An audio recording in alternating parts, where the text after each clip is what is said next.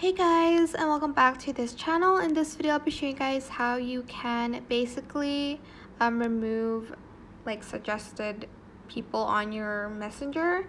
So if you go to the search bar and you want to remove some of them, just go up here to the three lines and you're going to select the settings tab here.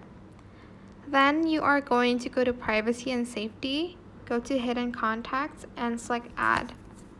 Just going to type in this, for instance, hide contacts, so they won't be in the suggested tab anymore. You can also select and hide if you'd like to. You can also go back and scroll down to account center, go to your information and permissions, go to upload contacts, go to messenger and make sure it's off. And that is it. I hope this tutorial was helpful for you guys. Don't forget to like, comment, share. Also subscribe to this channel if you haven't done that already. If you have any more questions about this video, just leave it in the comment section down below and I'll try my best to answer them all for you guys.